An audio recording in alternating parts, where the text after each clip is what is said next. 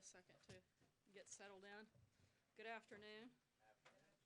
As you all saw, the President and First Lady enjoyed their time today with Prime Minister and Mrs. Netanyahu. The bond between the United States and Israel is the strongest it has ever been. The President's decision to recognize Jerusalem as Israel's capital made good on the promises of numerous past presidents, and he appreciates Prime Minister Netanyahu saying today that his decisive action will be remembered by the Israeli people throughout the ages. Our two nations stand united against terrorism and those who fund it, as well as in our shared goal to build a more peaceful and prosperous Middle East. Before taking your questions today, I'd like to introduce you to a few special guests we have here with us in the briefing room. Retired Marine Corps Sergeant John Peck and Staff Sergeant Liam Dwyer both served combat deployments in both Iraq and Afghanistan. The President met both of them recently at Walter Reed. Sergeant Peck suffered a traumatic brain injury in Iraq during his first tour of duty. Then, after 2 years of therapy, he re-enlisted and deployed to Afghanistan. While there, he stepped on an IED and lost both arms and legs.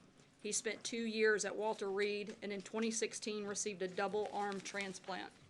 He is now doing physical and occupational therapy at Walter Reed and doing incredibly well. Staff Sergeant Dwyer endured a roadside bomb explosion in Iraq, but he re-upped and later went to Afghanistan. While there, he stepped on an IED, resulting in the loss of his left leg and severe injuries to his right arm, leg, and torso. Doctors were able to save his limbs and reattach them through over 50 surgeries. And after previously spending 4 years at Walter Reed, he is back there to receive additional surgeries in the coming months. Thank you both for your service and for inspiring us all with your bravery, sense of duty, and resilience. These men represent the very best of America and remind us why it's so important to make sure our great veterans get the care they deserve. Transforming the Department of Veterans Affairs has been one of the President's top priorities. We've announced plans for the VA to shift veterans' electronic medical records to the same system used by the Defense Department. This will end a decades-old rift in sharing information between the two agencies. The President signed an executive order to ensure veterans can receive care outside of the VA system when needed. He signed into law a bill empowering senior VA officials to fire failing employees who are not taking care of our vets. As a result, accountability is being restored. He signed into law a bill streamlining the lengthy process that veterans undergo when appealing disability benefits claims. Hundreds of thousands of vets are awaiting decisions regarding their appeals. The President is pushing the VA to use the new streamlined process to work through the backlog as quickly as possible. He also signed a bill authorizing $2.1 billion in additional funds for the Veterans Choice Program. This program helps vets facing long wait times or long distances from nearby VA facilities by empowering them to receive quality care outside of the VA system. The White House has also set up a VA hotline staffed by veterans to help vets needing assistance and quick answers. I could continue with the list, but this should leave no doubt that President Trump is serious about taking care of our veterans. They sacrifice so much for us, and we must never let them down. Thank you, Sergeants Peck and Dwyer, for being here with us today. And I met them while we were at Walter Reed, and they promised that they would be on their best behavior, but we'll see how that goes. And if it gets really tough, I'm very happy to refer questions to both of them, because I'm pretty sure that as tough as they are, they could certainly handle anything that is thrown at them. But hopefully we don't have to do that. Major, go ahead. Sir, under the heading of accountability, have you or the President read in full the IG report on Secretary Shulkin? Are you satisfied with his response, and is he in any jeopardy, and does he retain the President's confidence? I know that is being reviewed. Secretary Shulkin has repaid, I know, several $1,000s towards some of the travel costs of the trip that was in question. And we're continuing to focus on a lot of the great work that's taking place at the VA while that's still under review. Secretary Shulkin has done a great job, as I laid out several of the things that have happened, and one of the reasons these guys are here is to continue pushing to make sure that we improve the VA system and to continue to put extra encouragement on the VA secretary to make sure we're doing everything we can for veterans. In that report, would you say the Secretary's conduct was consistent with the standards the President has established for the VA? Again, as that continues to be under review, I can't go any further than what I have already. On terrorists, the Speaker of the House said he's very concerned, urging the President not advance with this plan, that's a direct quote, and that a trade war could, quote, jeopardize the gains achieved through the tax cuts and tax reform. What's your reaction, Speaker Ryan? Look, we have a great relationship with Speaker Ryan. We're going to continue to have one, but that doesn't mean we have to agree on everything. The president has been committed and talked about this for many years, particularly on the campaign trail, and the people came out loud and clear and supported this president, therefore supporting the policies that he campaigned on. We want to solve the problem. We want, the president believes in free, fair, and reciprocal trade and hopes other countries will join him in pursuing that goal. The president wants to make sure that we're doing everything we can to protect American workers and to protect industries like the steel and aluminum industry that are so important to our country. And nothing about this will jeopardize economic growth, as the Speaker fears. The president feels strongly that we have to protect some of the industries that are the backbone of this country, and we have to protect American workers. We can't ignore these industries. It's a matter of both economic and national security, and something that he feels very strongly about, and we're going to continue to move forward. John? So it looks like the deadline on DACA is going to come and go today with no resolution. Clearly, any action that the White House would take has been suspended by the courts. But what's the next step, and what's your message to Congress that seems so badly to want to fix DACA and hasn't done anything to do it? Look, I think it is absolutely terrible that Congress has failed to act. The president gave Congress 6 months, and he also gave them a plan. He gave them 4 pillars that he wanted to see in legislation and principles that the majority of members of Congress have supported in the past. They claim to want to fix DACA. The president laid out a pathway and an exact way to do that. They failed to address it, but we're still hopeful that Congress will actually do their jobs, show up and get something done and fix this problem, not kick it down the road and not continue to ignore it. When it eventually gets to the Supreme Court, I assume you're expecting a favorable ruling from the Supreme Court. So then what happens? Look, we fully expect to win on an appeal, and if we needed to go to the Supreme Court, we feel very confident there as well. But again, it's Congress's job to pass laws. And the president has laid out what he wants to see them. And the sad part is that both Republicans and Democrats don't disagree on most of the merits of this legislation. The fact that they can't actually come together and get something done is pathetic, and now they're using the courts as an excuse. They need to come to work and actually do what they were elected to do. If the court reinstates his authority to rescind the DACA protections and Congress doesn't act, is the president willing to back off on rescinding DACA? I'm not going to get ahead of what the president may or may not do on that front. We're still asking Congress to actually do their jobs. Jordan? Thanks, Sarah. The president had some tough words for U.S. allies today on trade, saying they were ripping off the U.S. just as much as our enemies. So has the president ruled out exceptions under these steel and aluminum tariffs for certain U.S. allies, or are those still on the table? We're still finalizing what the final deal will look like, and I'm not going to get ahead of the president's announcement. John? We'll keep you posted. Thanks a lot, sir. It seems like many Republicans, including the House Speaker, were caught off guard by the president's decision as it relates to tariffs. Were they caught off guard? Were they given a heads up in any way?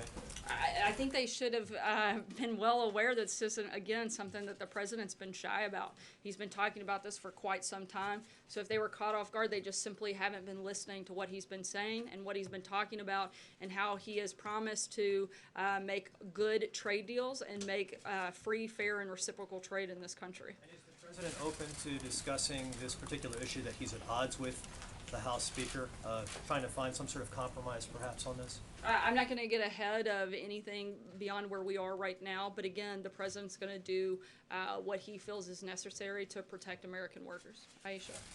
Thank you. You had mentioned last week that the White House was going to come out with a proposal on guns, or to let Congress know what it wanted to be done on guns. Where is that proposal? We're continuing to have those conversations. The president has laid out some specific things in some specific places that he does support. For instance, again, reiterating the support for the Cornyn bill, as well as the Stop Gun Violence Act. Those are 2 pieces of legislation that the president supports. We're going to continue some of the discussions that have been ongoing, continue to engage with Congress as we lay out some more details of what we'd like to see.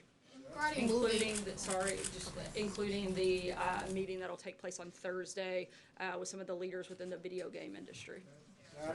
Regarding moving the embassy to Jerusalem, the president said that it was going to cost $250,000 to build the embassy, the U.S. embassy there. What was he referring to, or what did he mean by that? I'll have to get more specifics. I think the point he's making is that he's going to do it faster and far less expensive than $1 billion project as was projected. Jonathan?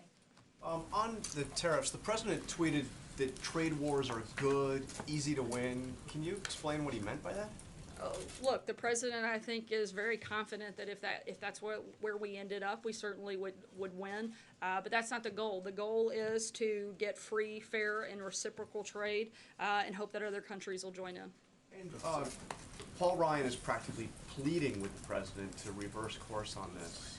Are you saying that there's no way he's going to reverse course on this? The president said today that he wasn't backing down, but in terms of the specifics of what it looks like, I'm not going to get into that right now because those things are being finalized. So it's possible that some of the details may change, because he said 25. Well, we haven't actually fully rolled out all of the details, and so therefore it would be hard for me to say that they're going to change since we haven't put them all out. But the top line, he said 25% tariff on steel imports, 10% tariff on aluminum imports, that it would apply to everybody.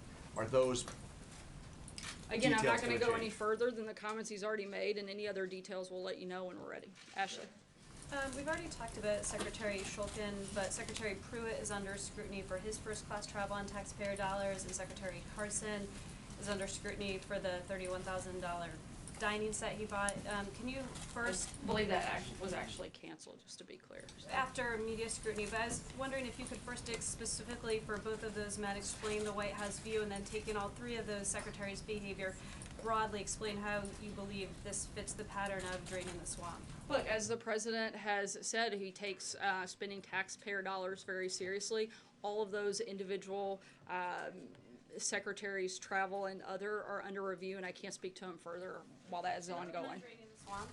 I'm sorry?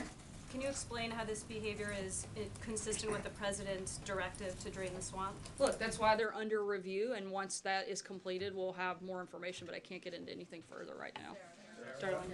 Earlier in the Oval Office, the president said that he thought the Palestinians were wanting to come back to the table to talk about Mideast peace. Can you say what he's basing that on?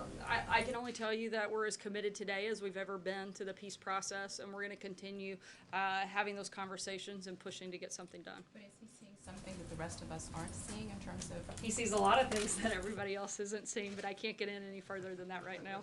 Kristen? Chair, I want to ask you about some breaking news that we're just getting. Sam Nunberg, the president's former campaign aide, is refusing a subpoena by a grand jury, and he just said on MSNBC moments ago, I think he, meaning the president, may have done something during the election, but I don't know that for sure. Your reaction? Well, I definitely think he doesn't know that for sure because he's incorrect. As we've said many times before, there was no collusion with the Trump campaign.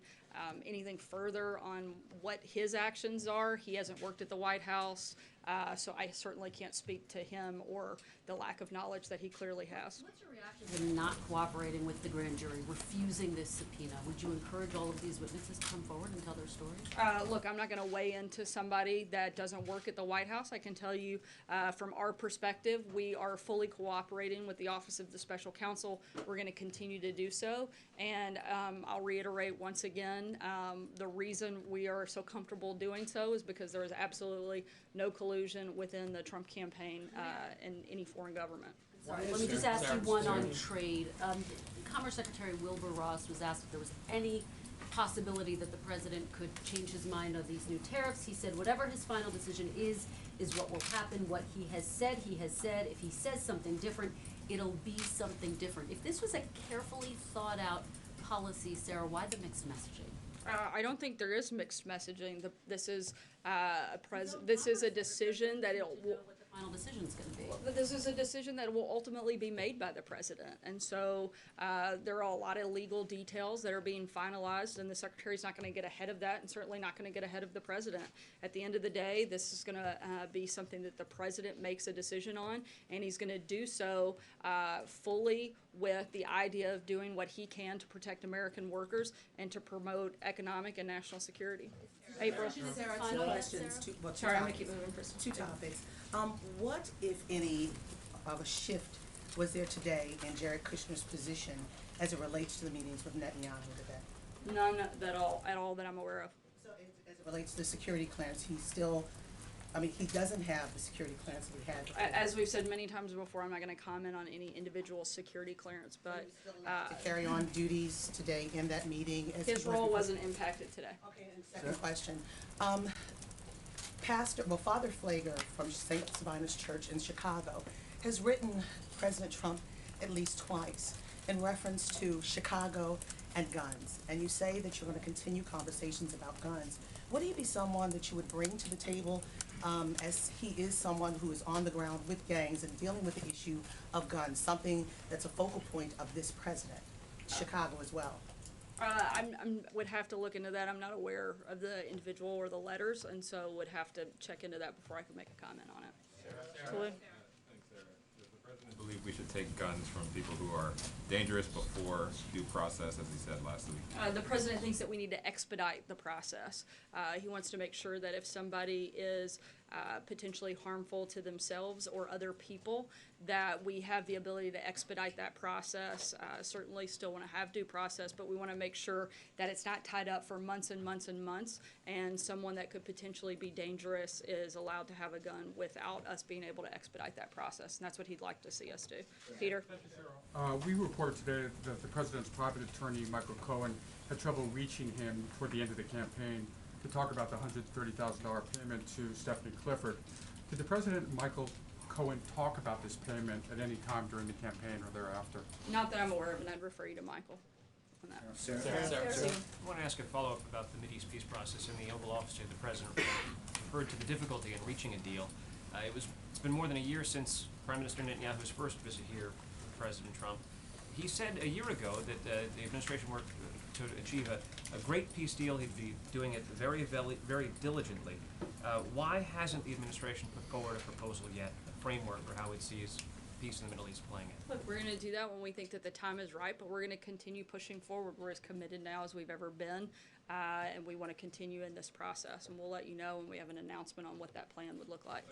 It seems as though there's been any progress, at least within this administration, toward achieving some kind of proposal. Why would that be? Look, again, we're not going to get ahead of where we are in this process. The conversations are still ongoing. This wasn't a problem that was created in a short amount of time. I don't think we're going to fix it overnight, but it's something we're certainly very committed to fixing and to being part of, and we're going to continue those conversations and continue pushing for that piece. John? Thank you, Sarah. Two brief questions. First, the New Yorker is carrying a story in which the former British agent Christopher Steele claims that Russian sources within the Kremlin torpedoed the nomination of Governor Romney to be Secretary of State because he's a sworn enemy of the Putin regime. The administration's response to that claim? I'm not aware of anything regarding that and don't know that to be factual in any capacity at all. Blake? Oh, sorry. My other question? Yep, 2 questions. Yeah. When the president announced the tariffs on China, he said they would be in effect for a very long time. I'm curious, why didn't he simply say until China relents on its policy on steel and give, a set goal for the tariffs that he was putting in? Look, again, the president's ultimate goal is to get free, fair, and reciprocal trade. And if China wants to come to the table and play ball and make some significant changes, then I think we'd be open to those conversations. But at this point, we haven't seen an indication of that taking place. Take one last question, Blake. Sarah, thank you. And to end with trade, there was a study released today showing that this would be the president's proposals, a net loss of 146,000 jobs. Has the White House studied how many jobs may be lost or created because of his policies? Look, this is something the president is committed to doing, and he feels that both our national security are vitally important in this process, and we have to be able to have these industries to protect that, and so that's a big part of the goal. No study. I'm not going to say that we're not looking at every facet of this, because we certainly are. It's been a very thoughtful and long process, but that is the focus of the decision that he's making. And last, the president's close friend, Carl Icahn, it's out there that he sold $31 million worth of stock of a company related to this whole issue just before the president made his announcement. Can you tell us the last time the president has spoken with Mr. Icahn and whether or not he told Mr. Icahn of what he was planning on doing? I'm not aware of any of their, of a recent conversation between the two of them, so I'd have to verify and get back to you, but I'm not aware of any conversations. All right, thanks, guys. I'm gonna let these, hold on, I'll let these guys take a break, and, if they wanna say anything, they're welcome certainly to, make a quick comment before we leave. Can you speak to the morale in the White House, Sarah? After skirmish, you said Friday that morale's never been lowered. I definitely would not agree. I think we're in a great place. Look, we have an incredible story to tell. It's been a historic first year, and we're continuing to focus on the things that President Trump campaigned on. We're excited about what we've done and where we're going, and we're going to continue working hard for the American people. Thanks, Just a real thanks, quick, Ryan. just a I'm real going to let quick. these guys take a break. Hey, Thanks, Sarah, guys. can I ask a question? The Justice Department, say, Sarah, that's the third briefing, you've not taken a question